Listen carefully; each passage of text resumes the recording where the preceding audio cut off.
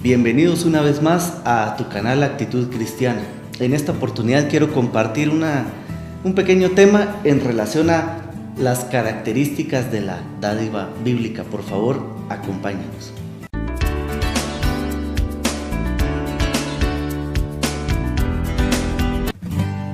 Muy bien, para introducirnos en el pequeño tema voy a compartirles un pequeño ejemplo y una pequeña historia. Durante la Segunda Guerra Mundial cuenta pues que muchos niños, muchas personas quedaron huérfanos debido a los bombardeos, debido a los frentes de batalla. También los padres estaban en el frente de batalla, lógicamente morían y pues muchos niños quedaron huérfanos. Cuando terminó la guerra, la preocupación de los aliados era qué hacer con todos estos niños que habían quedado huérfanos. Entonces ellos los enviaron a diferentes orfanatos, llamémoslo así, campamentos, esparcidos por toda Europa. Y entonces estos niños, pues la verdad no les hacía falta alimento, no les hacía falta vestido, no les hacía falta absolutamente nada, estaban bien. Pero empezaron a notar en determinado momento una cuestión en relación a los niños, y era que los niños habían noches que ya no dormían, pasaban en vela toda la noche y no podían dormir. Entonces se preguntaron qué hacer para que ellos pudieran conciliar el sueño. Entonces a una persona se le ocurrió que observaron que la preocupación de ellos era el día de mañana, y en específico qué alimento iban a tener el día de mañana. Los tenía tan estresados y los tenía tan afanados a los niños de que qué iban a comer el próximo día, que era tal la preocupación que no podían conciliar el sueño. Entonces a alguien se le ocurrió darles un trocito de pan, ponérselos en la mano, y empezaron a notar que a partir de eso los niños, al tener la seguridad de tener un trozo de pan, ellos ya podían conciliar el sueño y estaban tranquilos sabiendo que al próximo día iban a tener algo que comer. Entonces en Filipenses capítulo 4 y versículo 19, la primera parte: mi Dios pues suplirá todo lo que os falta conforme a sus riquezas en gloria en Cristo Jesús. Miremos en 2 de Corintios capítulo 8 versículos 1 al 8.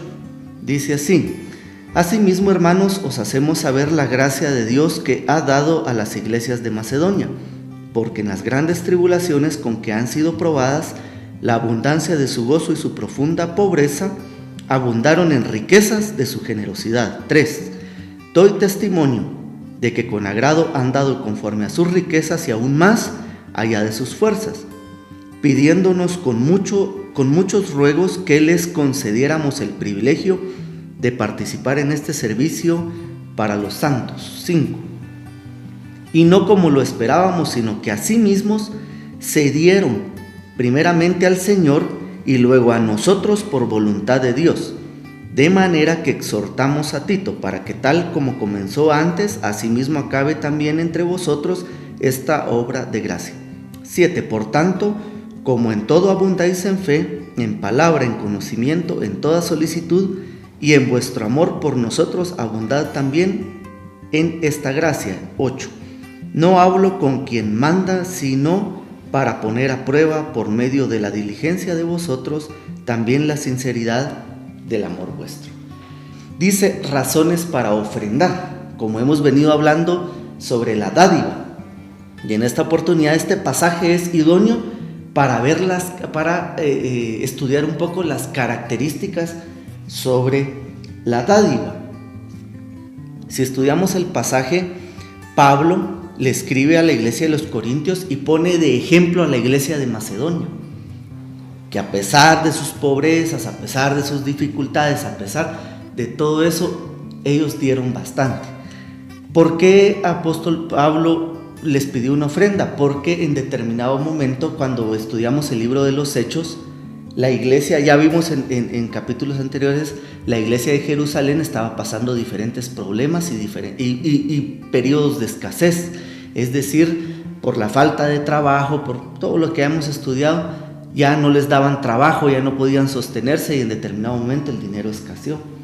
Entonces él pidió ayuda a las diferentes iglesias que estaban aledañas, pidió una ofrenda, y él pone en este capítulo de ejemplo específicamente a la iglesia de Macedonia, que a pesar de todo ellos pues apoyaron bastante.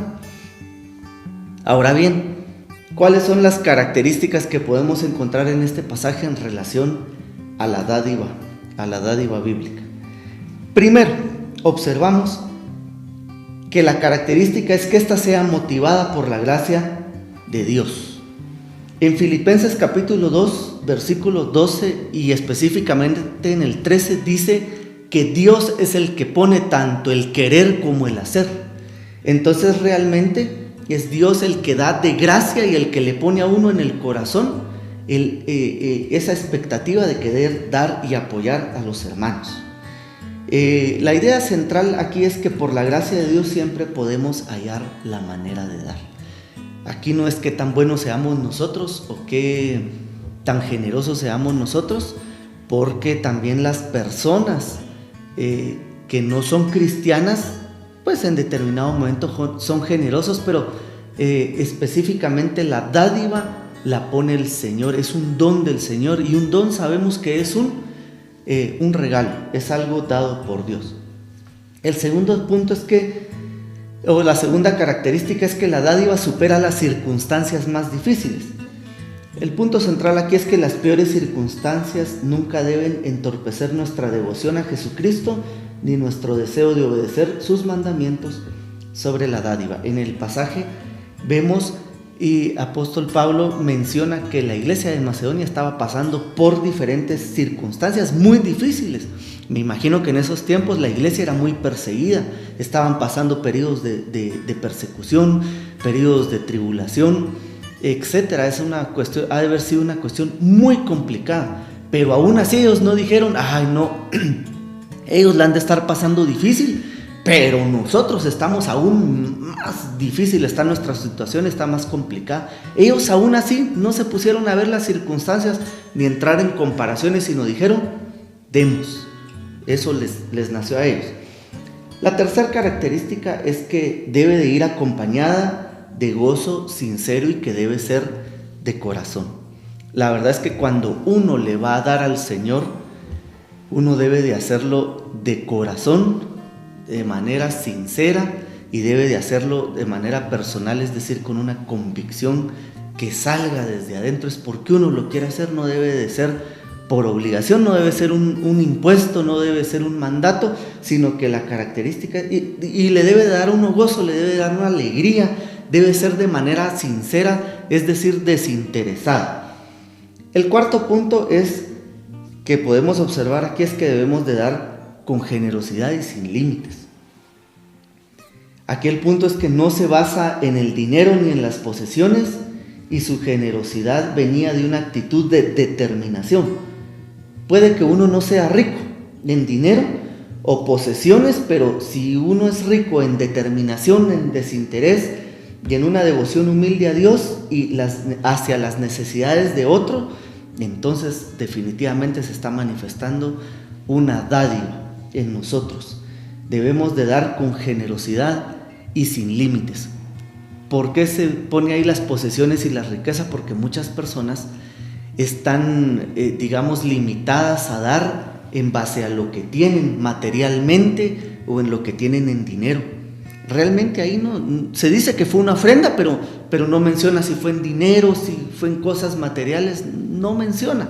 Ellos pudieron dar lo que les nació dar, desde luego que había dinero, me imagino, pero ellos no estaban viendo también el límite de lo que tenían.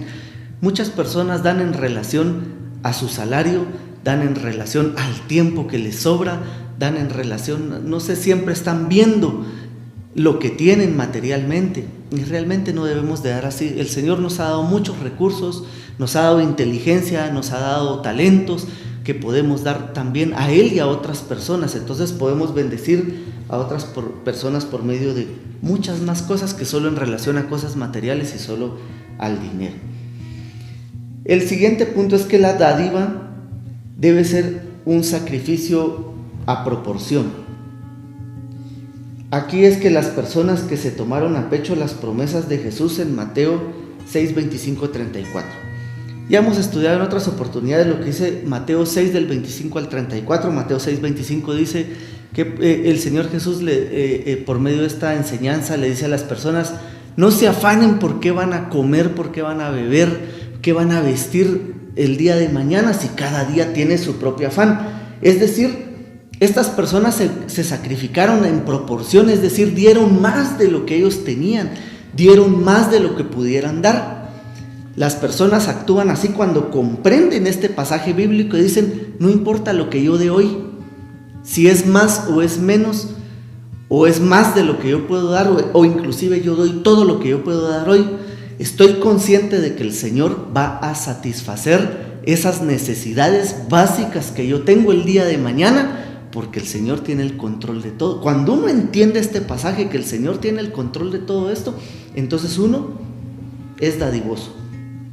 El siguiente punto es que la dádiva es voluntaria y es un privilegio. La dádiva, nadie obliga a las personas a dar. Muchas veces cuando uno asiste a una iglesia específicamente cristiano-protestante y uno da sus ofrendas en determinado momento del culto, hay personas que dicen: pero ¿por qué eres tú tan tonto? ¿Por qué das tu dinero si al fin y al cabo el pastor o el ministro, qué sé yo, ahí va tus diezmos, mira, o tus ofrendas, ahí va en el carro o en el vestido? No importa. Realmente uno lo da porque uno lo está dando voluntariamente y uno sabe que es un privilegio el darle a otras personas. El Señor enseñaba mucho sobre el dar. Ahora yo no estoy diciendo que se dé, solo fue un ejemplo específicamente en una iglesia. La dádiva se tiene que manifestar a toda persona, sea creyente, crea en tus mismas creencias, esté en la denominación que tú estés o no esté. Nosotros debemos de darle a todos, a nuestro prójimo. Ese creo que sería el punto central, y que quede claro que es voluntario y que es un privilegio el que nosotros podamos dar, independientemente de lo que la gente diga, porque no faltará el que diga: ¿por qué lo das si tú no puedes dar? O te vas a quedar sin comer para el otro día, o ¿qué va a pasar? Tienes que pagar esto, tienes que pagar el otro.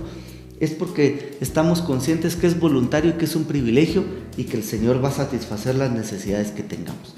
El siguiente punto es que la característica es que también la dádiva es adoración y es sumisión. Para esto sí voy a pedir que me acompañes a el libro de Romanos, capítulo 12, versículos 1 y 2. Romanos 12, versículos 1 y 2 dice: por lo tanto, hermanos, os ruego por las misericordias de Dios que presentéis vuestros cuerpos como sacrificio vivo, santo, agradable a Dios, que es vuestro verdadero culto.